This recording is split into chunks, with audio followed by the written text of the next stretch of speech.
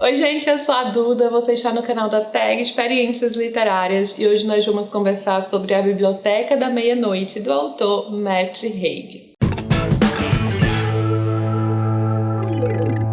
Este então foi o livro escolhido para a caixinha da TAG Inéditos do mês de julho, mês de aniversário da TAG, e o livro foi vencedor do prêmio Goodreads de ficção do ano de 2020, então um vencedor de prêmio.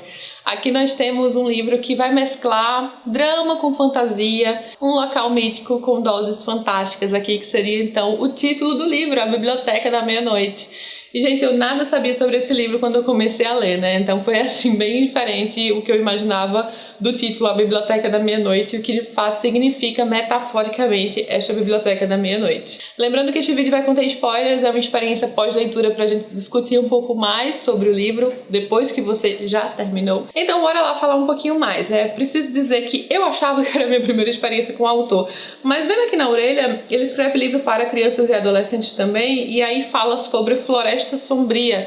E, gente, eu já li esse livro Floresta Sombria há muitos anos, eu só não lembrava que era deste autor. E também fiquei sabendo que o Matt Haig costuma comentar sobre transtornos psicológicos, né, coisas como depressão, que é algo que a gente vai ver um pouco aqui nesse livro. O estado psicológico que a nossa protagonista se encontra é bem conturbado.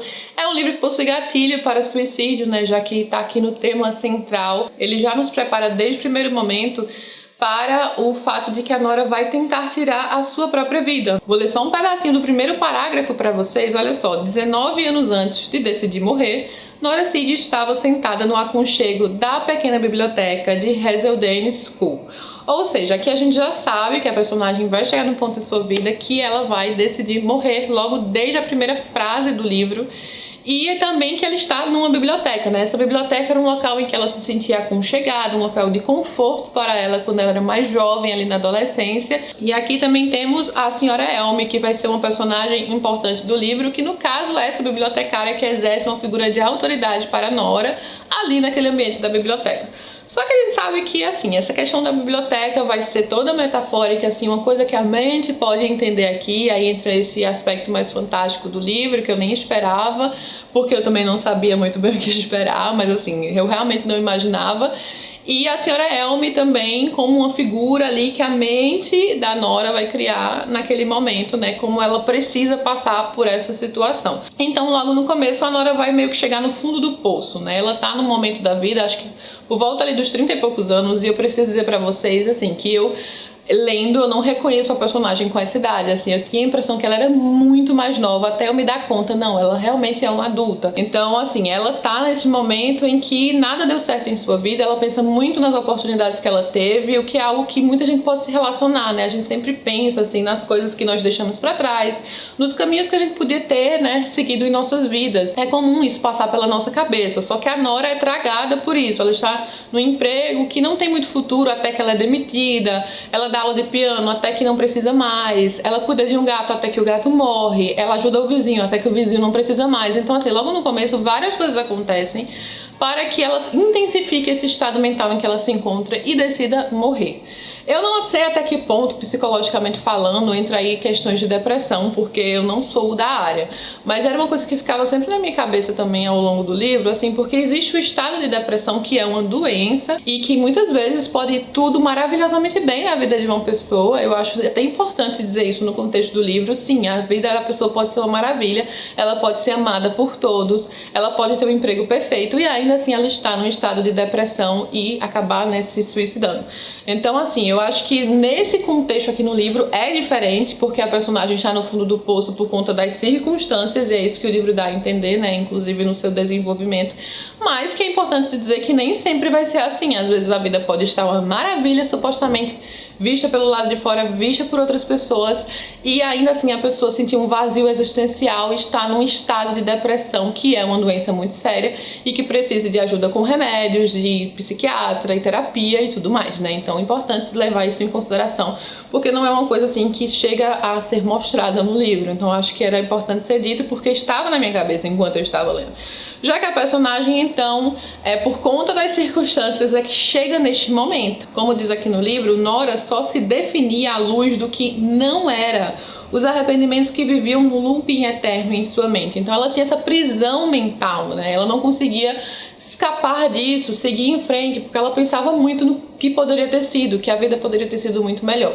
E aí entra esse tema central no livro, né? Ela chega na Biblioteca da Meia-Noite, que é esse local em que ela tem ali a oportunidade de ter acesso a todas as vidas dos ICs, a todas as vidas que poderiam ter sido, que é um conceito interessante. Aliás, esse livro também me lembrou muito Day Tripper, que é uma graphic novel, também vencedora de prêmios, do Fábio Moon e Gabriel Bar, uma graphic novel sensacional, que também vai um pouco nesse aspecto, né, de viajar por dias de sua vida, do que poderia ter sido, né, enfim. Então eu gosto demais dessa graphic novel, e quando eu vi como seria a história, lembrei um pouco desse conceito aqui na Biblioteca da Meia-Noite. Essa é uma oportunidade aqui, entrando mais no quesito fantástico do livro, que nós, seres humanos normais, nunca teremos, né?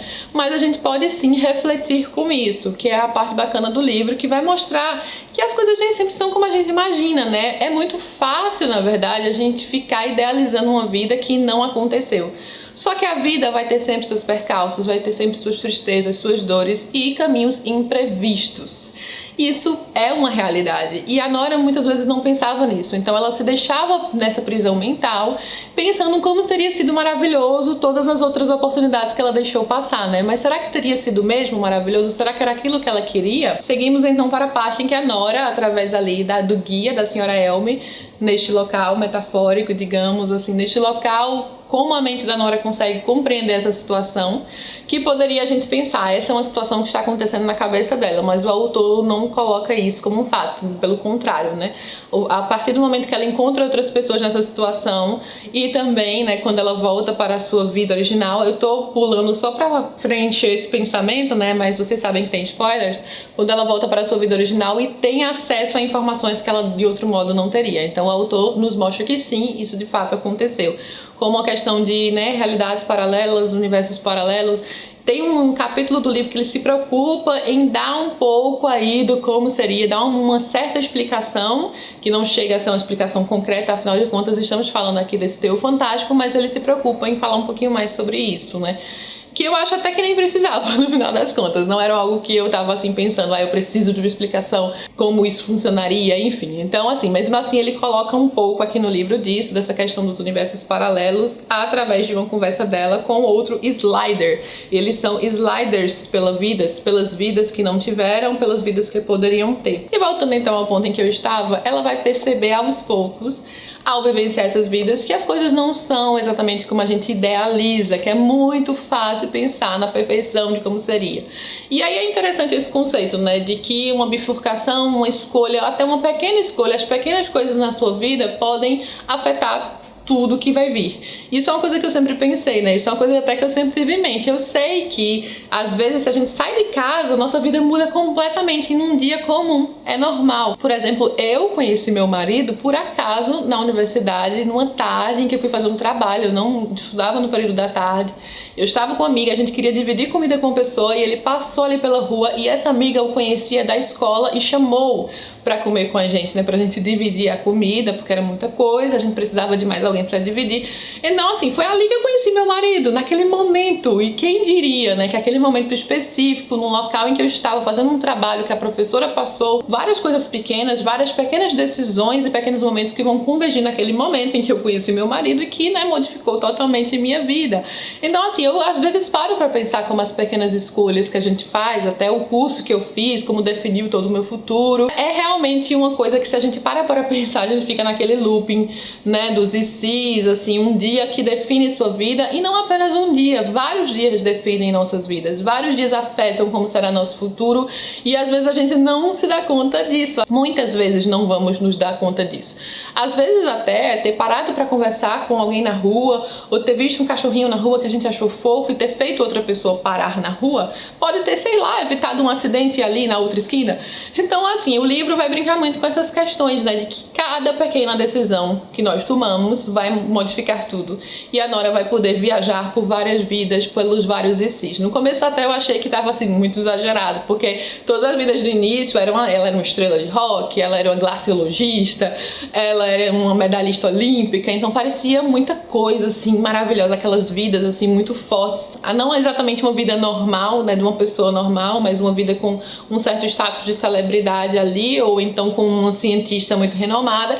Só que aí o autor vai se preocupar também, eu até li na revistinha da Tag, né, que essa foi uma preocupação dele, porque aí normalizou a coisa em colocar as trocentas possibilidades de vida. Então aqui nós temos vidas comuns também. Ao inserir então as inúmeras e infinitas possibilidades, acabou normalizando. Então o autor escolheu essas vidas menos tradicionais aqui para ela passear por elas, e isso nos mostra que mesmo as melhores vidas que às vezes a gente idealiza, claro que elas vão ter seus infortúnios. A vida é assim, essa parte da vida vai vir junto, né? Nada vai ser perfeito. E a personagem vai descobrindo isso aos poucos. Que é uma mensagem, gente, assim, eu acho uma mensagem muito boa a ser passada. Porém, ainda que clichê, né? Porque eu acho que algumas frases acabam sendo clichês no livro. Eu teria gostado mais se ele fosse um pouquinho mais profundo nas reflexões, um pouquinho até mais profundo no que ele se propõe, porque eu acho que o tema em si é profundo, mas ele também faz um bom trabalho ao passar o básico e ao passar uma boa mensagem. Eu queria ter me conectado mais com a Nora, não aconteceu muito comigo também. E é o tipo de livro que a gente já sabe como vai terminar, gente. Quando eu comecei esse livro, não tinha pra onde, assim. Quando ela começou a experimentar as vidas, ele só poderia terminar de uma forma. Até pra ter uma mensagem de fato efetiva, né? Imagine se ela tivesse escolhido ficar em outra vida. Não é essa a mensagem que o autor queria passar e nem essa seria a mensagem legal de se passar. Então ele acaba, sim, sendo um livro previsível. Porque no final das contas é necessário encarar a vida com os seus arrependimentos, às vezes descobrir, aqui ela tem a oportunidade de descobrir que nem todos os seus arrependimentos eram baseados em fatos reais, às vezes era coisa da cabeça da gente, isso acontece também. Então assim, essas coisas que ele vai colocando, eu achei reflexões muito legais. Mas então é óbvio que ela voltaria à própria vida, porque a gente precisa encarar nossa vida, né? Encarar nossas escolhas e também saber que nós podemos fazer outras escolhas, saber que tudo aquilo está dentro de nós. Então a Nora, nesse universo aqui de fantasia, essa questão mais, na verdade, seria talvez até uma questão de ficção científica, se a gente for parar para pensar, né, dos universos paralelos e tudo mais.